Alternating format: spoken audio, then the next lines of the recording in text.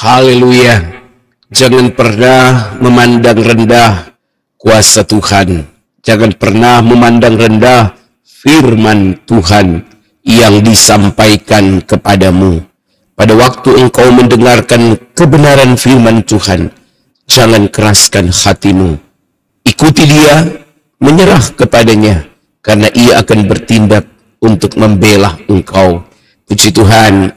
Bagaimana kabar saudara hari ini? Kami berdoa saudara selalu dalam keadaan sehat dan tetap diberkati oleh Tuhan. Kali ini kita akan mendengarkan sebuah kesaksian tentang seseorang yang oleh karena imannya kepada Kristus, dia harus beberapa kali mau dilenyapkan, ya, mau dibunuh. Namun ia lolos, ia boleh keluar dari rencana pembunuhan itu.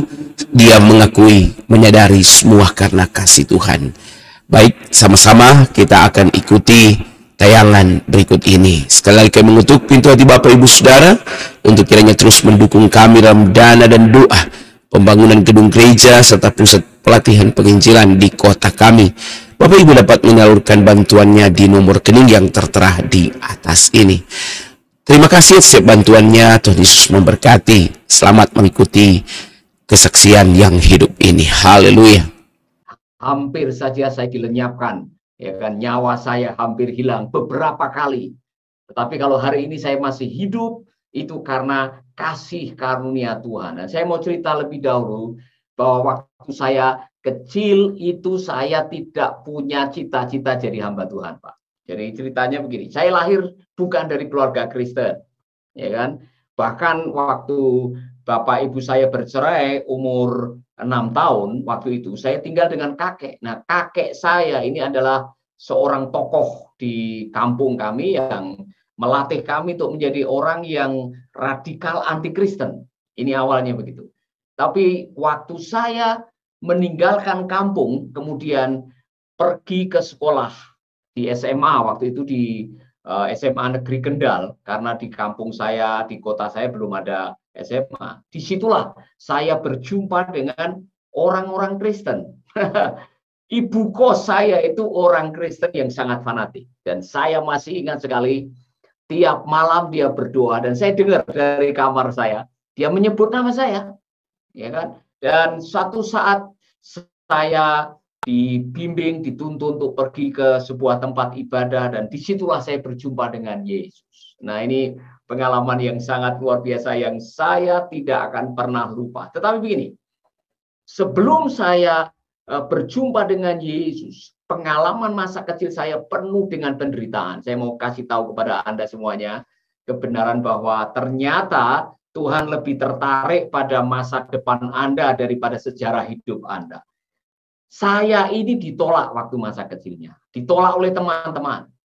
Oleh karena apa? Oleh karena kakek, nenek, bude, paklik, semua tersangkut G30S PKI. Dan bisa dibayangkan pada zaman itu, kalau saya jalan, kemudian lewat kampung sebelah, dan mereka bilang, anak PKI. Waduh, rasanya saya sangat menderita sekali. Saya seperti tertolak, tidak dihargai. Dan sempat saya pergi untuk ikut tes akabri waktu saya tamat SMA, karena orang tua sudah bercerai, saya tidak punya kekuatan untuk kuliah. Saya coba-coba aja. Saya sudah tes 1, tes kedua, tes ketiga, mental, ideologi, kecerdasan, tes kesehatan, semua lulus. Tetapi pada waktu sidang penentuan terakhir, disitulah saya menyadari bahwa ada sesuatu yang tidak beres. Jadi waktu saya menyerahkan surat rekomendasi dari Koramil dan dari kepolisian, ternyata surat itu yang menentukan. Jadi pada waktu sudah selesai di wawancara dan sebagainya, nomor saya tidak muncul di dinding. Artinya saya tidak diterima. Jadi saya pulang kampung dengan wajah kuyu, wajah lusuh, karena saya kecewa sekali. Saya kecewa sekali dan saya tidak tahu kenapa saya tidak diterima. Padahal saya sudah lulus tes semuanya. Besoknya baru saya mendengar ada Pak dari Koramil bilang, Wiratno, nama saya di kampung Wiratno. Dia tanya dalam bahasa Jawa, Wiratno, kue ketompo pora. Wiratno, kamu terima atau tidak? Saya langsung to the point. Tidak, Pak. Kue ngerti pora? Kamu tahu enggak kenapa kamu tidak diterima? Saya enggak tahu. Itu loh surat rekomendasi, bapakmu tuh tersangkut G30 SPKI golongan C, maka kamu dinyatakan tidak bersih lingkungan. Nah, saudara-saudara, ini awal dari cerita bagaimana akhirnya saya menemukan panggilan Tuhan. Jadi pada waktu saya sudah tidak terima, saya harus cari pekerjaan. Dan pekerjaan yang saya dapatkan adalah jualan buku. Nah, Bapak Ibu yang tinggal di Semarang, ada gereja di belakang RRI namanya Gereja Sidang Jemaat Allah Jalan Seroja Selatan. Nah, disitulah saya jualan buku, ya, keliling ke toko-toko buku Kristen, kemudian kadang-kadang jualan Alkitab. Nah, ini satu hal yang luar biasa. Tiba-tiba ada sebuah KKR, ya, ada sebuah kebaktian kebangunan rohani di Purwakarta. Yang berkhotbah adalah Ibu Naomi Daudi. Nah, saya tugas di situ hanya jualan buku. Ini luar biasanya. Malam pertama buku saya terjual habis. Masih ada 2 malam saya tidak tahu mengapain. Nah, panitia yang mengadakan KKR mendekati saya. Bung Paulus, masih bisa enggak tolong kami main musik? Saya ikut main musik akhirnya di KKR itu. Kemudian di akhir acara, Bung Paulus, bisa enggak membantu kami berdoa buat orang-orang yang maju ke depan? Nah, saya masih mungkin 1 tahun jadi Kristen, jadi belum tahu bagaimana mendoakan orang, belum tahu bagaimana saya harus bagaimana menumpangkan tangan atau mengucapkan kata doa ke sebuah, saya tahu. Jadi saya bilang, saya belum pernah mendoakan orang, Pak. Panitia bilang, udah pokoknya ikuti saja, tumpang tangan berdoa. Saudara-saudara, ini luar biasa. Satu, saya mendoakan orang, beberapa orang dijamah Tuhan. Ada yang dipenuhi oleh roh, ada yang langsung disembuhkan. Saya kaget, wah, Tuhan bisa pakai tangan saya, Tuhan bisa pakai hidup saya. Saya belum tahu bagaimana melayani, tapi Tuhan sudah bisa pakai saya. Nah, ini luar biasa. Hari ketiga, ada doa panitia.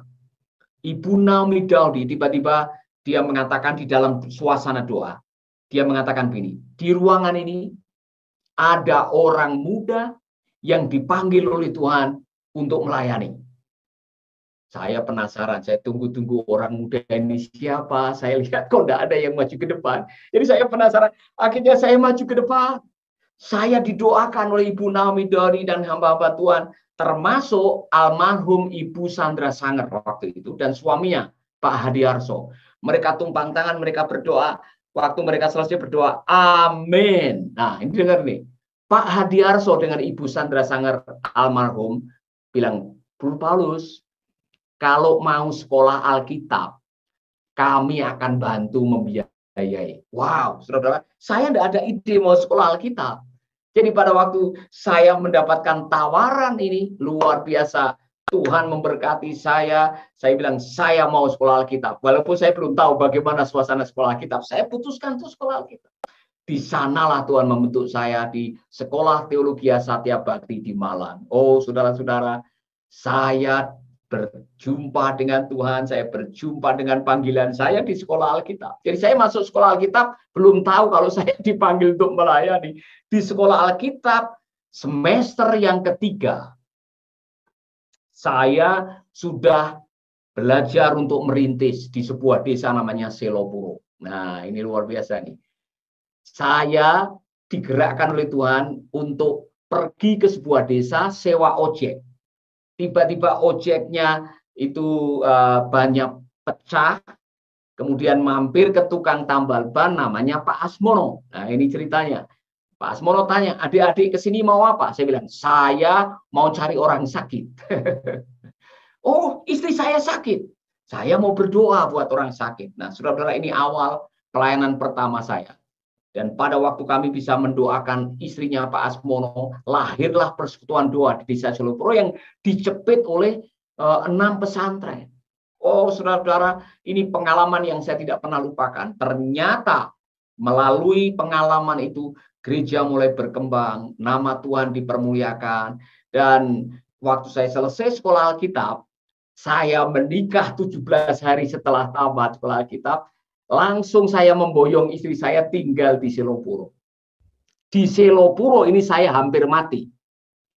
Mengapa saya hampir mati dengan istri saya? Karena ceritanya begini. hampir dilenyapkan, tapi masih karena kasih karunia Tuhan, Tuhan kasih saya kehidupan. Jadi dalam suatu 6 malam berturut-turut, saya mendapatkan mimpi bergelut dengan ular. Ini ceritanya. Dan kadang-kadang dalam mimpi itu saya terbangun dalam keadaan keringat, seperti bercucuran, dan istri saya mengatakan, bangun, bangun. Kamu mimpi apa? Karena di dalam mimpi saya berteriak, dalam nama Yesus, dalam nama Yesus. Nah, saudara-saudara, malam ke-6 dalam mimpi itu, saya menang. Saya bisa membunuh ular itu. Itu hari Sabtu malam. Hari Minggu pagi, ini dengar, hari Minggu pagi, saya melihat ular beneran. Warnanya sama dalam mimpi. Ular itu menyeberang dari jalan menuju ke rumah kontrakan yang kami pakai untuk gereja. Dan saya berhasil membunuh ular itu. Saya buang di belakang rumah yang kami kontrak. Ada sumur yang tidak terpakai, sumur yang sudah mati. Itu jam 10 pagi. Jam 10 malam, istri saya tiba-tiba panasnya tinggi, deleming. Tahu deleming, seperti berhalusinasi. Jangan bawa saya ke sumur itu. Jangan bawa ke sumur itu. Nah, saudara-saudara, apa yang terjadi? Ternyata istri saya seperti ditarik-tarik, ada 2 orang yang mau membawa ke sumur itu. Saya berdoa. Tidak ada orang lain waktu itu yang tahu. Saya berdoa karena istri saya seperti panas tinggi dan sekarat. Saya berdoa dalam nama Yesus. Oleh kuasa darah Yesus, saya bahkan menyanyi, ada kuasa dalam darahnya. Tiba-tiba istri saya sembuh. Langsung sembuh total. Puji Tuhan, malam itu kami bisa bangun. Besok, ini hari Minggu malam, besok hari Rabu, terdengar suara tanda ada orang mati. Kentongan namanya, dipukul 9 kali kalau di kampung. Dan ada dukun yang meninggal, Mbah Mukidi. Nah, saudara-saudara, saya masih belum tahu apa hubungannya antara peristiwa ular dan peristiwa dukun itu. Hari Kamisnya ada cantrik, pesuruhnya, dukun itu namanya Pak Suryadi, datang di rumah saya, sujud-sujud nyembah saya, minta maaf. Dia bilang, Pak Pendeta, saya minta maaf. Saya yang disuruh oleh Mbah Mukidi untuk taruh raja, guna-guna untuk membunuh Bapak. Waduh, saudara-saudara, saya baru kaget. Ternyata selama ini, kadang-kadang saya menemukan ada beras kuning, ada kembang, ada raja dibungkus botol atau masukkan di botol, ada di depan pintu. Saya tidak ngerti. Ternyata ada orang yang mau melenyapkan saya. Tetapi justru Tuhan memberikan kemenangan. Pak Suryadi sama istrinya yang menjadi pesuruh Mbah Mukidi hari itu bertobat dan minta dibaptis. Nah, saya mau mengatakan kepada Anda, kalau kita melayani Tuhan, kita hidup sungguh-sungguh, Tuhan tidak akan pernah membiarkan kita dilenyapkan. Karena Tuhan masih punya agenda dalam kehidupan kita.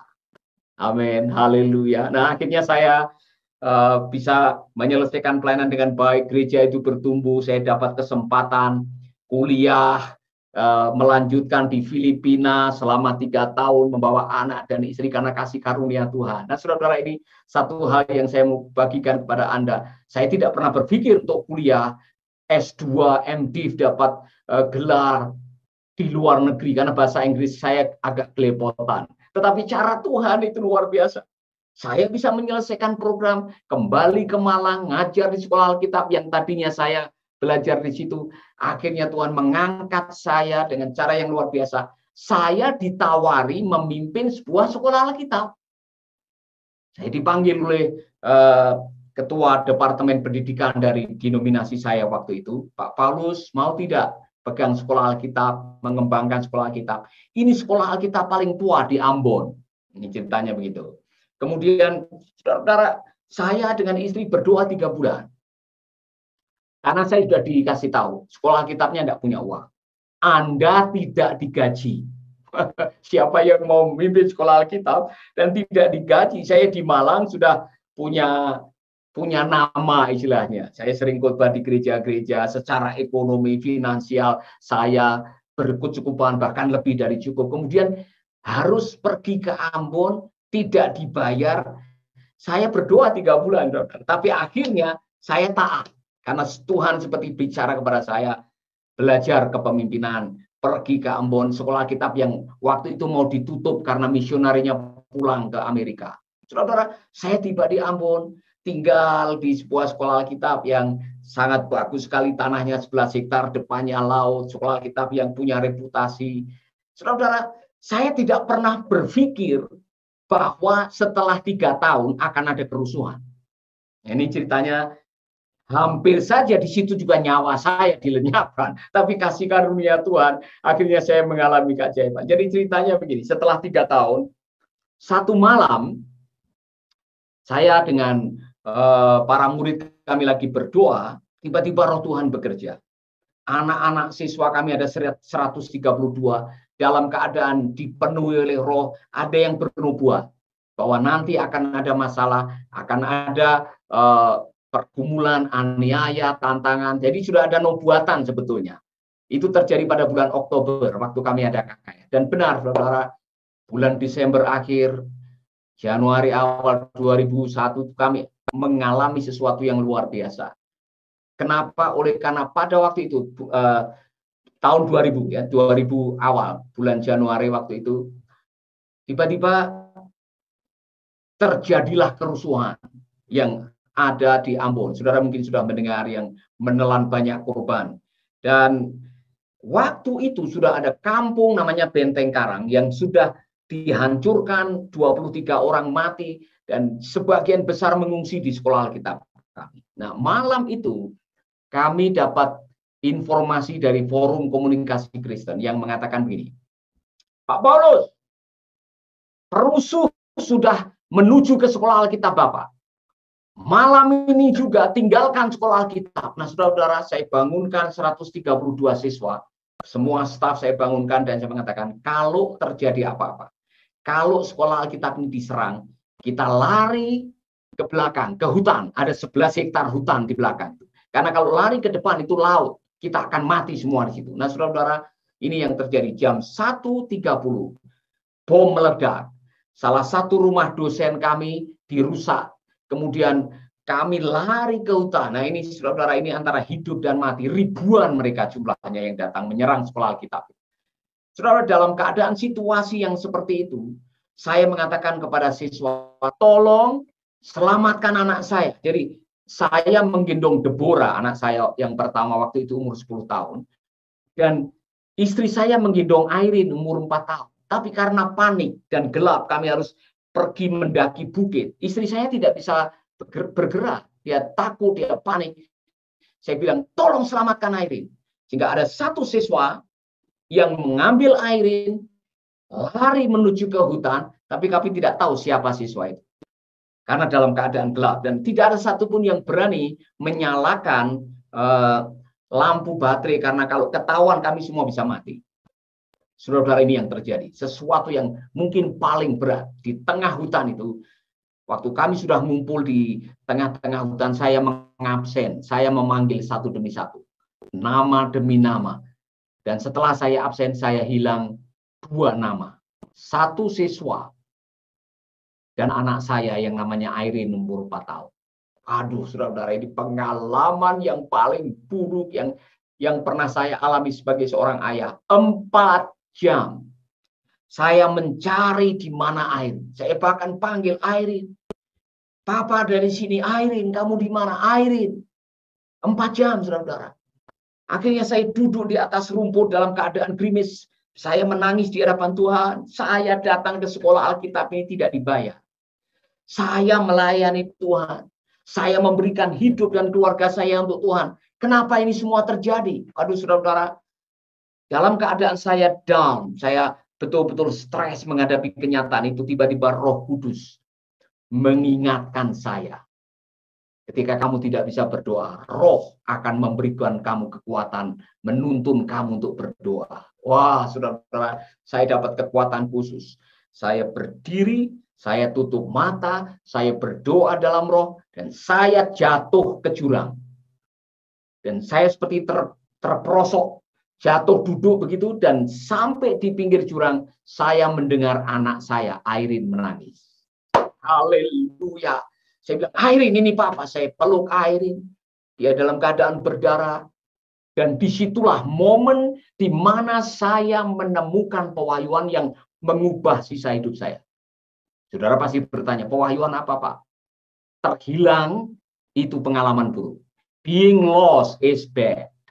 Terhilang itu buruk sekali. Tetapi jauh lebih buruk pada waktu Anda memiliki orang yang Anda cintai terhilang. Anak yang saya cintai terhilang. Pengalaman itu jauh lebih buruk. Tiba-tiba Roh Kudus kasih saya pencerahan. Mengapa Allah mengirim anaknya yang tunggal ke dalam dunia? Karena dia tidak mau satu orang pun binasa. Sehingga di pengungsian 3 minggu, saya menobatkan diri saya sendiri istilahnya. Saya dengan istri berkomitmen sisa hidup kami akan pakai untuk mewartakan kabar sukacita. Dengan berbagai macam cara yang akhirnya lahir ada 54 stasiun radio sekarang ini karena pengalaman itu. Perintis-perintis yang lahir dari sekolah misi kami lahir karena apa? Pengalaman itu. Being lost is bad. But having somebody you love lost is worse. Saudara-saudara, saya mau mengatakan kepada Anda, terkadang pengalaman buruk itu diizinkan terjadi oleh Tuhan untuk sesuatu yang baik. Jadi jangan takut mengalami pengalaman yang buruk. Karena di dalam pengalaman yang buruk, terkadang kita baru bisa melihat kebaikan Tuhan yang luar biasa. Haleluya. Saya hampir mati karena sudah dikepung ribuan orang di situ. Saudara-saudara, akhirnya kami bisa tinggal di pengungsian dan kami bisa selamat semua. Hanya 2 dari siswa kami meninggal. Saudara-saudara, ada satu pelajaran yang luar biasa sekali. Bahkan di tengah-tengah pengungsian kami masih bisa memberkati orang lain. Jadi ada gereja di Jakarta yang waktu itu menelpon saya, Pastor Paulus, kami ingin menyalurkan bantuan untuk para pengungsi. Jadi kami menyalurkan beras, menyalurkan Indomie, menyalurkan obat-obatan untuk para pengungsi. Dan ada satu waktu, ini saya hampir mati lagi, ini hampir dilenyapkan. Ada satu waktu di mana saya sedang membawa siswa menuju ke pengungsian untuk berbagi sembako. Nah, malam itu ada ketegangan yang luar biasa di desa Paso, di Paso namanya. Dan saudara-saudara, jalan sudah ditutup dengan batu, kayu, dan sebagainya. Karena itu kalau terjadi kerusuhan seperti itu. Sampai di Paso, mobil yang membawa sembako yang saya kemudikan itu dihentikan oleh mereka. Dan tanpa basa-basi mereka buka pintu depan, kemudian ada pedang di leher saya. Nah, saya Kristen, saudara. Ini di daerah Kristen. Ini, saudara. Jadi mereka lihat nama saya Wiratno. Mungkin mereka anggap saya bukan Kristen. Kemudian pada waktu pedang sudah ada di leher saya, ada siswa yang bilang, itu Bapak Pendeta, itu Bapak Pendeta. Nah, mereka cek KTP saya, minta KTP-nya, dicek KTP-nya saya pendeta. Jadi mereka minta maaf karena itu ternyata orang-orang Kristen pikir saya bukan Kristen. Nah, saudara-saudara, hampir saja saya mati bukan menjadi martir karena pendeta dibunuh orang Kristen kan bukan jadi martir. Tetapi saudara-saudara, sekali lagi Allah menyelamatkan saya. Allah memberikan perlindungan kepada saya. Luar biasa. Dan saudara-saudara, ini pengalaman yang kedua hampir mati. Pengalaman yang ketiga, saya sudah diancam oleh orang. Jadi ceritanya begini. Pada waktu kami sudah pindah ke Bali, kami mulai pelayanan dan sebagainya. Tiba-tiba ada tsunami. Mungkin saudara sudah mendengar ada tsunami di Banda Aceh dan kami dipercaya oleh sebuah gereja di Australia untuk membangun panti janda di Banda Aceh. Nah, saudara-saudara, ini luar biasa. Kami tiba-tiba dipercaya dengan dana yang sangat besar untuk membangun tempat pelatihan panti janda, radio, dan sebagainya di Banda Aceh, di Nias, dan sebagainya. Dan ada satu waktu di mana saya mendapatkan ancaman. Ancamannya bilang begini, kalian punya misi apa mendirikan panti janda di kampung kami? Kalau sampai kalian memberitakan Yesus, saya bunuh kamu. Saudara-saudara, itu ancaman beberapa kali lewat email, lewat SMS. Saudara-saudara, saya berkata kepada Tuhan, Tuhan, Engkau yang menyuruh saya untuk mendirikan atau melakukan pelayanan sosial di Banda Aceh untuk mereka, bahkan lahir 2 panti asuhan dari situ. Tapi kenapa ini masih ada ancaman? Dan sekali lagi Tuhan mengatakan, aku menyertai kamu sampai kesudahan zaman. Saudara-saudara, sampai hari ini tidak ada orang-orang yang pada akhirnya melaksanakan ancaman itu, karena saya tahu kalau saya masih hidup hari ini, itu berarti karena kasih karunia Tuhan. Haleluya. Saudara-saudara, tidak terasa tahun 2005, setelah menjalankan semua misi sosial, tiba-tiba mata kiri saya kabur. Selama beberapa hari kalau saya bersin keluar darah dari hidung. Kemudian saya merasa seperti badan ini seperti lemah, kemudian saya hilang rasa, saya pergi ke dokter di Bali bilang radang mata, ada satu yang bilang radang sinusitis. Dan saudara-saudara, saya di rumah sakit 5 hari. Dan pada akhirnya setelah 5 hari, saya justru wajah saya menjadi kram, gula darah saya 650. Wow. Saya mata kiri sudah tidak bisa lihat. Semua kalau saya lihat putih semua. Akhirnya board kami atau yayasan kami Mercy Indonesia itu ada board internasional. Dewan Penyantonya internasional mengadakan rapat. Dan hasil rapatnya mengatakan kamu pergi ke Singapura. Periksa di Singapura. Jadi akhirnya saya pergi ke Singapura, ke Glen Eagle Hospital namanya. Hari itu sampai di Singapura, besok dibiopsi. Jadi diambil daging dari hidung sebelah kiri ini. Dan lusa saya ketemu Dr. Lim. Dan waktu saya menghadap Dr. Lim, dia mengatakan begini sambil menyalami saya. Pastor, this is a bad news. Pak Pendeta, ini kabar buruk. Saya langsung sudah merasa ini ada sesuatu yang tidak beres. Maaf, ini bukan radang sinusitis atau radang mata, tetapi kanker stadium 3 di rongga sinusitis. Saudara-saudara, seketika itu kami mendengarkan kata kanker, langsung speechless, tidak ngomong apa-apa. Istri saya nangis, saya tahan air mata, dan kami tidak ngomong apa-apa. Kanker di rongga sinusitis. Langsung otak saya berontak. Tuhan, saya memberikan hidup saya untuk melayani Engkau, mendirikan panti asuhan, mendirikan panti janda, pelayanan untuk mereka yang membutuhkan. Ini yang saya terima. Saya kena kanker. Oh, sudah berat. Karena di benak orang Indonesia, kalau ada kanker, matilah kau sekarang, ya kan? Mati aku. Di pikiran saya, mati. Nah, kebetulan malam itu, saya nginep di rumah seorang teman yang apartemennya itu ada anjing. Malam itu anjing melolong semalam-malaman. Nah, di benak orang Jawa ini, kalau ada anjing melolong semalam-malaman, ini firasat buruk. Akan ada orang yang mati. Langsung kesimpulan saya, mati aku. Besok jam 4 pagi ada burung uli-uli. Mungkin orang Jawa bilang uli-uli. Aduh, sudah peneguhan yang kedua. Mati aku. Akhirnya saya malam itu coba bicara dengan istri. Karena istri sudah tidak ngomong. Dia tidak bicara apa-apa. Dia meneteskan air mata, menangis. Dan saya bilang, Ma, kalau sampai saya mati, tolong urus ini. 54 stasiun radio, 12 panti asuhan, pelayanan-pelayanan untuk hamba-hamba Tuhan, sekolah misi, tolong saya serahkan ini kepada kamu untuk diatur. Saudara, saya sudah serah-serahan seperti itu. Besoknya saya harus menghadap bagian onkologi, namanya Carmen Wong. Ini yang lebih menakutkan lagi. Jadi waktu saya menghadap Dr. Carmen Wong mengatakan begini, Anda harus menjalani 15 kali kemoterapi dan 35 kali radiasi. Saudara-saudara mendengar itu saya kaget. Dari mana uang saya?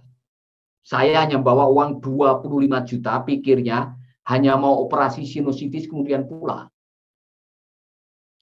Kemudian dokter Kamenwang mengatakan, Anda harus tinggal di Singapura 3 bulan. Waduh, duitnya dari mana lagi? Ya kan? Jadi saya ketakutan, mati aku, bagaimana ini caranya untuk melanjutkan atau tidak ini dengan semua perawatan ini. Jadi saya ditanya oleh dokter Carmen Wong, Anda mau lanjut atau tidak? Saya bilang lanjut dokter, lanjut. Nah kalau lanjut Anda harus tanda tangan perjanjian perjanjian ini, yaitu bahwa Anda terima semua efek samping. Dia bilang, Anda akan kehilangan berat badan, rambut rontok setelah kemo, paling buruk waktu radiasi, mata kiri Anda akan buta beneran. Oh, saya bilang, enggak masalah, no problem, saya tanda tangan. Tetapi kertas yang kedua ini saya tidak tanda tangan. Apa kertas yang kedua? Bayar 30% down payment perawatan. Saya tanya kepada teman dari Luwu, dari Sulawesi yang mengalami nasib yang sama, namanya Yani Teng. Saya bilang, Pak Yani Teng, Anda habis berapa untuk perawatan? Dia bilang, Pak Paulus siap-siap 400 juta. Saudara, 400 juta. Saya tidak punya uang, bagaimana bisa 400 juta? Jadi saya ditanya oleh Carmen Wong, bagaimana? Anda mau lanjut atau tidak? Saya bilang, lanjut. Lanjut. Saya dengan iman lanjut, dokter. Saya bilang dengan iman. Oh, kalau begitu Anda harus bayar down payment 30%. Mohon maaf, sekarang saya tidak ada uangnya. Tapi saya percaya Tuhan akan cukupkan saya. Nanti dengan iman saya akan bayar. Dia bilang, di rumah sakit ini tidak ada yang bayar pakai iman. Saudara-saudara, akhirnya dokter itu tanya, Anda ini kerjaannya apa? Saya bilang, saya hamba Tuhan. Saya pendeta. Tolong ceritakan pelayanan Anda. Saya ceritakan ada panti asuhan, ada pelayanan janda, ada pelayanan perintisan gereja, ada pelayanan radio. Tiba-tiba dia bilang begini, ini mujizatnya, saudara. Tuhan itu punya cara untuk menjaga hidup kita. Dia bilang, oke, tunggu saya ya. Saya makan siang dulu, jangan kemana-mana. Tinggal di kantor saya. Ibu Carmen Wong meninggalkan kantornya, saya dengan istri pegang tangan berdoa, minta mujizat. Oh, saudara, kami meneteskan air mata, kami minta Tuhan lakukan keajaiban. 15 menit itu kami berdoa. Sementara masih berdoa, tiba-tiba Ibu Carmen Wong datang dan langsung menyalami saya dengan mengucapkan kalimat ini. Pastor, you are free of charge. Anda gratis, tidak perlu bayar. 15 kali kemo, yang sekali kemo 18 juta, gratis. 30 kali radiasi, 35 kali radiasi, sekali radiasi 12 juta, gratis. Bahkan setiap kali selesai kemo, saya suruh masuk ke kamarnya dia, ke kantornya dia, diberkati dengan persembahan kasih. Coba saudara, ini hanya terjadi karena Tuhan selalu punya rencana. Saudara, pengalaman-pengalaman hampir dilenyapkan oleh orang, hampir dilenyapkan oleh kuasa kegelapan, hampir dilenyapkan oleh penyakit, tidak terjadi karena saya tahu. Dan saya mau menyampaikan ini kepada Anda. Mengapa Allah masih membiarkan saya hidup? Saya tahu jawabannya. Bahkan itu lahir dalam sebuah buku. Saudara bisa membeli bukunya di Amazon karena itu dalam bahasa Inggris, tapi sudah diterjemahkan, yaitu pelajaran menemukan makna hidup. Salah satu pertanyaan, mengapa saya masih hidup? Kalau saudara bisa menjawab itu, mengapa saya masih hidup, tolong jawab, Anda memiliki modal untuk menemukan makna hidup. Saya hampir dilenyapkan berkali-kali, masih ada lagi pengalaman-pengalaman yang lain, dan saya tidak menceritakan kepada saudara, tapi saya mau menyimpulkan apa yang menjadi kesaksian saya. Saya tahu kenapa Tuhan membiarkan saya masih hidup, karena rencana Tuhan belum selesai lewat hidup saya. Saudara-saudara, berbahagialah Anda yang tahu untuk apa kita diizinkan hidup. Umur manusia tidak ada yang tahu kapan kita akan mati, kapan kita akan dipanggil oleh Tuhan, ya kan? Hidup ini, saya bilang, hidup ini sebuah misteri. Kita tidak tahu kapan kita akan dipanggil oleh Tuhan. Yang pengen hidup lama, tiap hari minum jamu awet muda, fitness, ya kan? Puisinya puisi Khairil Anwar, aku mau hidup 1000 tahun lagi. Baru pulang dari pasar minum kopi bablas nyawa nih. Langsung semua kaget, ya ampun. Kemarin baru ketemu di pasar, tahu-tahu sudah dipanggil Tuhan, begitu cepat kita tidak menyangka. Itu yang terjadi. Sebaliknya, saya pernah dimintain untuk mendoakan orang ulang tahun yang ke-106.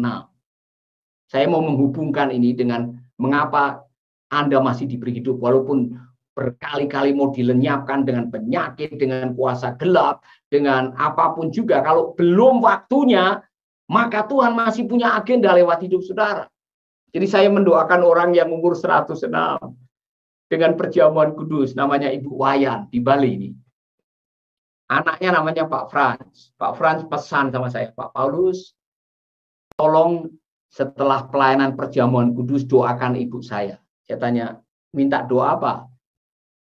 Kalau bisa selesai perjamuan kudus, langsung ibu saya dipanggil pulang ke rumah Bapak. Saya bilang langsung, aduh, doa saya bagaimana ini? Saya tidak mungkin berdoa tumpang tangan. Dalam nama Yesus, matilah kau sekarang. Tidak mungkin kan, saudara. Jadi saya berdoa dengan cara yang sopan. Tuhan, kami menyerahkan Ibu Wayan ke dalam tangan-Mu. Kalau hari ini Kau berkenan, jemput dia pulang ke rumahmu. Haleluya. Amin. Saya buka mata. Ibu Wayan buka mata. Dia masih hidup, saudara. Saya tanya kepada Pak Frans, sejak kapan Anda mendoakan Ibu Wayan seperti ini? Sejak ulang tahun ke-83. Belum mati. Walaupun didoakan tiap tahun supaya mati. Poinnya apa? Kalau hari ini kita masih hidup. Untuk rekan-rekan yang sedang menghadapi pergumulan, tantangan, pencobaan, mungkin tiap malam doanya hanya satu. Lebih baik saya mati. Dengar, kalau besok saudara masih bisa menghirup nafas, masih bisa mendengar suara kicauan burung, lihat terang matahari, artinya apa? Kasih karunia Tuhan masih menyertai Anda. Seberat-beratnya persoalanmu, dengar, kalau besok masih bisa bernafas, artinya masih ada kekuatan dari Tuhan menyertai Anda. Oleh karena itu, ini konsekuensinya, kalau saudara punya pengalaman hampir mati, mungkin saudara pernah punya pengalaman seperti saya, sakit keras, strom listrik, tabrak mobil, atau saudara ditinggal, minggat oleh pasangan saudara, dan saudara sudah bilang, mati aku. Tapi belum mati hari ini. Kenapa? Kasih karunia Tuhan belum selesai lewat hidup saudara. Rencana Tuhan belum selesai lewat hidup saudara. Maka konsekuensinya adalah gunakan setiap jengkal, setiap menit, setiap kesempatan untuk melakukan sesuatu yang punya nilai kekal. Mengapa saya tertarik dengan anak-anak panti asuhan? Mengapa saya tertarik untuk menolong rumah hamba Tuhan, bedah pastori, bedah gereja? Karena saya ingin menabung untuk kekekalan. Hidup ini singkat. Kita tidak tahu kita akan dipanggil Tuhan kapan, saudara. Maka jangan main-main dengan hidup. Maksimalkan setiap menit untuk melakukan yang terbaik bagi Tuhan. Dan jangan takut melangkah. Karena kalau apa yang kita lakukan segaris dengan rencana Tuhan, Tuhan punya cara untuk memberkati saudara. Amin. Saudara-saudara, ini saya mau kasih tahu sedikit. Saya tahu sekarang kenapa Tuhan kok masih menjaga, masih spare nyawa saya, masih menjaga nyawa saya walaupun ingin dilenyapkan tapi belum lenyap sampai hari ini masih hidup. Karena Tuhan mau saya bicara di Miracle TV, ya kan Pak Franky? Amin. Tuhan mau Amin. saya berbagi dengan Anda semuanya.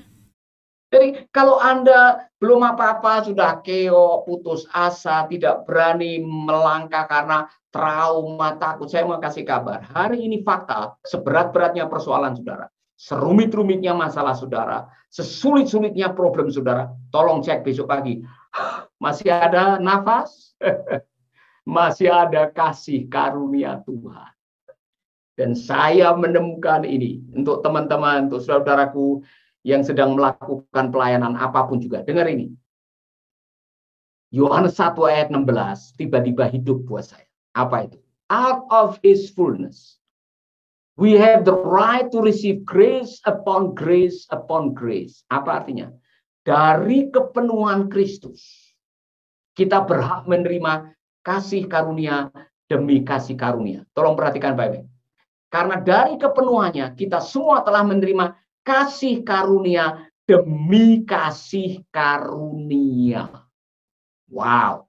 Dalam terjemahan yang dalam bahasa Yunaninya, saudara akan menemukan kasih karunia-nya ini tidak habis-habis. Out of his fullness, dari kepenuhan Kristus, saudara yang percaya kepada Yesus, saudara berhak menerima kasih karunia demi kasih karunia, demi kasih karunia, demi kasih karunia, demi kasih karunia. Artinya apa?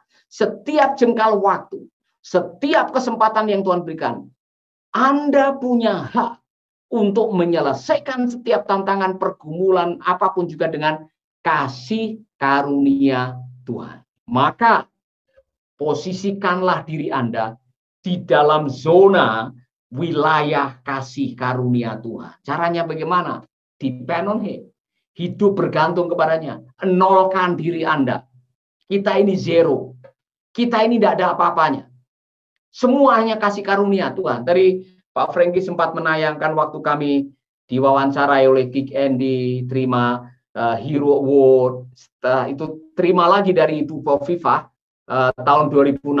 Saya tidak sempat kirimkan itu. Yayasan Mercy Indonesia ini menerima penghargaan sebagai Yayasan Sosial Terbaik tahun 2016. Sehingga kami dapat penghargaan dari pemerintah juga. Nah, saudara-saudara, apakah waktu kami melakukan pelayanan Mercy, menyelamatkan anak yatim, bikin panti janda, kami mau mencari hadiah? Enggak. Kami bukan untuk award. Saya mau mengatakan ini kepada saudara. Kami hanya menyadari bahwa kalau saya masih hidup, karena masih ada kasih karunia Tuhan. Kenapa saya diizinkan masih hidup? Karena masih ada orang-orang yang perlu pertolongan lewat saudara. Mohon maaf saya mengatakan ini. Tolong camkan baik-baik, jangan lupa. Cara Tuhan menolong orang selalu pakai orang. Cara Tuhan menyelamatkan orang selalu pakai orang. Cara Tuhan memberkati orang selalu pakai orang. Saya sadar karena dari situlah lahir panti-panti asuhan, lahir pelayanan Mercy Indonesia, lahir jaringan radio Dian Mandiri. Saya tahu Tuhan masih menjaga nyawa saya karena Tuhan masih punya agenda melalui hidup saya. Saya mau mengatakan ini kepada Anda semuanya. Tidak peduli Anda sudah mau mati atau pengen mati atau sudah bilang saya mati. Tetapi fakta bahwa Anda masih hidup hari ini nih. Anda masih hidup, masih bisa senyum, masih bisa berkarya. Karena Tuhan belum selesai lewat hidup Anda. Konsekuensi logisnya adalah maksimalkan karuniamu, maksimalkan waktumu, maksimalkan persahabatanmu, gunakan setiap jengkal waktu untuk melakukan yang terbaik. Amin. Dan jangan takut dengan sisanya. Karena kalau yang Anda lakukan adalah sesuatu yang dari Tuhan. Oh, saudara-saudara, Anda akan dibikin kagum oleh Tuhan. Kalau Anda tahu untuk apa kita hidup. Saya mendengar katanya ada 2 hari penting dalam hidup kita ini. Ada 2 hari paling penting. Yaitu saat kita lahir dan saat kita tahu untuk apa kita lahir. 2 hari itu akan sangat penting. Saudara-saudara, saya mau mengatakan kepada Anda, hidup ini singkat. Keabadian ini panjang. Mari kita melakukan sesuatu yang punya nilai kekal, yang waktu kita masuk dalam kekekalan, kita masih bisa menikmati hasilnya. Apa itu? Melakukan kebaikan seperti Efesus 2 ayat 10. Tolong ditayangkan, Pak. Efesus 2 ayat 10. Ini ayat harus menjadi ayat hafalan buat Anda semuanya. Untuk apa kita dilahirkan ke dalam dunia? Karena kita ini buatan Allah. Diciptakan dalam Kristus Yesus. Untuk apa? Melakukan pekerjaan baik. Yang dipersiapkan Allah sebelumnya. Dan Allah mau supaya kita hidup di dalamnya. Saudara tahu Anda diciptakan oleh Allah. Dilahirkan kembali dalam Kristus Yesus untuk apa? Melakukan perbuatan baik. Amin. Jadi sisa hidup kita yang Tuhan masih izinkan kita jalani ini, tolong jalani dengan melakukan ini. To join Him in the work He does. Melakukan perbuatan yang Yesus lakukan.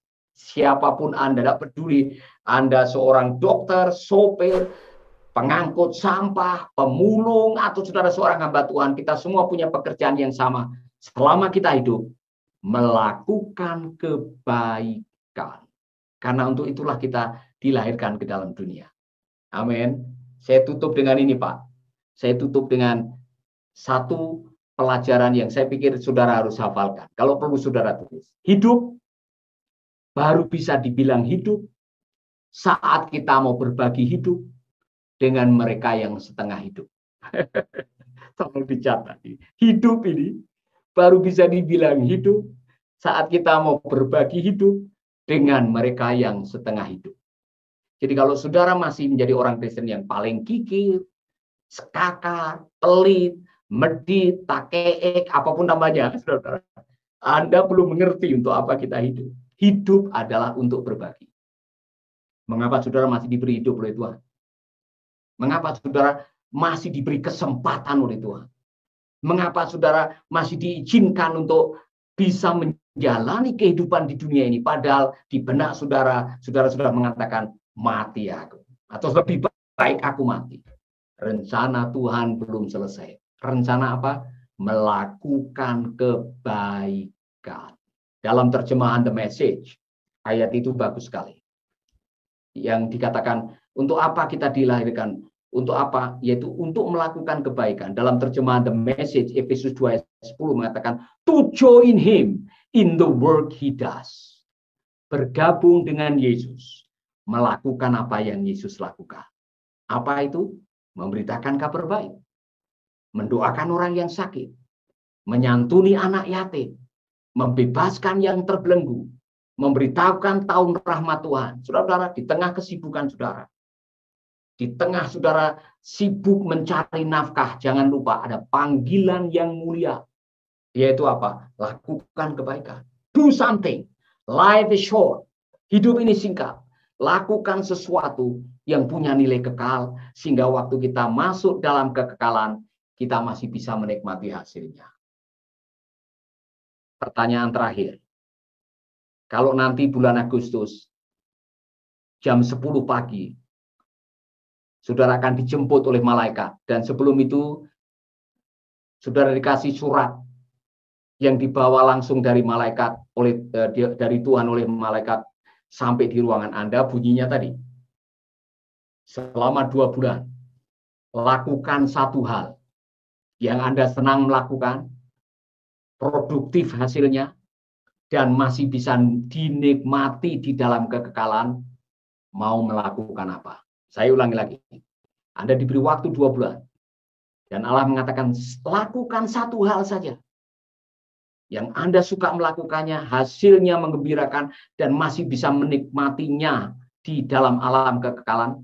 Mau melakukan apa? Saya harap saudara bisa menjawab pertanyaan saya. Kalau belum, mari kita berdoa. Tuhan, mengapa saya masih diberi hidup? Lakukan sesuatu yang merupakan panggilan hidup Anda. Amin. Sukses adalah menemukan tujuan hidup, memaksimalkan potensi hidup, dan menebar kebaikan sepanjang hidup. Mengapa Anda masih hidup?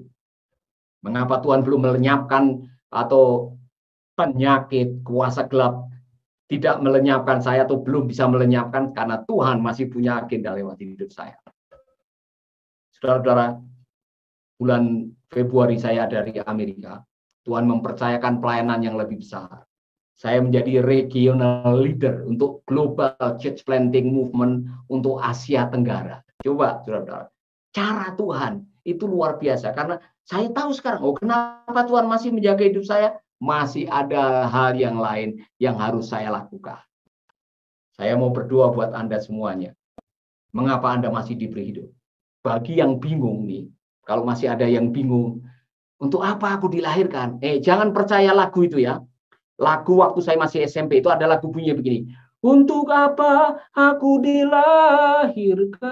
Saudara-saudara, jangan lagu itu yang aku lahir hanya untukmu. Bukan itu. Allah melahirkan ke dalam dunia bukan hanya untuk menemukan teman hidup, untuk melakukan apa yang Tuhan sudah siapkan sebelumnya. To join him in the work he does.